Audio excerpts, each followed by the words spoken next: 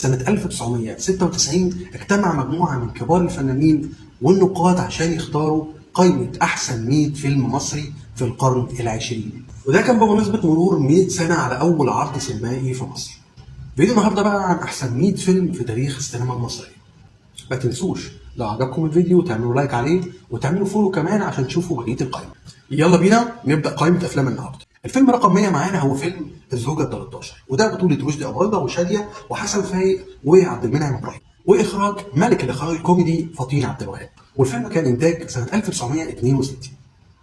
والفيلم ده من امتع الافلام اللي انتم ممكن تشوفوها، وبيدور حوالين شخص مزواج وبيحب الستات جدا وبيتجوز كتير وبيقع حظه مع زوجه اخيره هي اللي تعلمه القلب. الفيلم اللي بعد كده واللي رقم 99 في قائمه احسن 100 فيلم مصري وهو فيلم دنانير، وده بطولة ام كلثوم وسليمان نجيب وعباس فارس واخراج احمد بدرخان. الفيلم ده انتاج سنه 1940، فيلم ممتع جدا من الافلام الكلاسيكيه اللي هيعجبكم جدا. فيلم رقم 98 وهو فيلم الرجل الذي فقد ظله، بطولة ماجدة وكمال الشناوي وصلاح ذو الفقار، والفيلم إنتاج سنة 1968 وبيدور حوالين ثورة 52. فيلم الرجل الذي فقد ظله إخراج المخرج كمال الشيخ. فيلم رقم 97 في قائمة النهارده هو فيلم أنا حرة.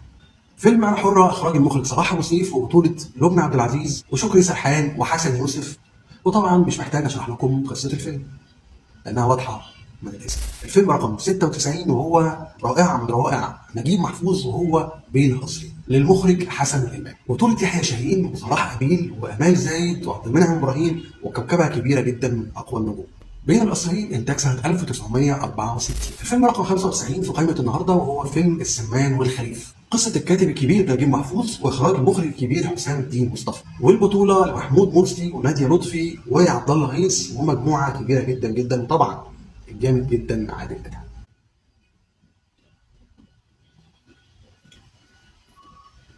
الفيلم اللي بعد كده رقم 94 هو فيلم الجبل، إخراج خليل شوقي وإنتاج 1965، بطولة صلاح أبيل وسميرة أحمد وعبد الوارث عصر. فيلم الخطايا هو الفيلم اللي بعد كده واللي ترتيبه 93 في قائمة أحسن 100 فيلم مصري، واللي بطولة طبعا عبد الحليم حافظ وحسن يوسف وعماد حمدي. فيلم الخطايا إنتاج سنة 1962 وإخراج المخرج الكبير حسن الإمام.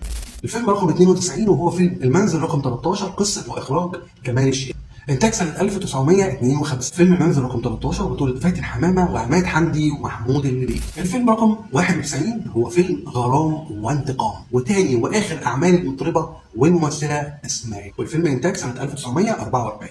ما تنسوش لو عجبكم الفيديو تعملوا لايك وفولو عشان تشوفوا بقية القائمة.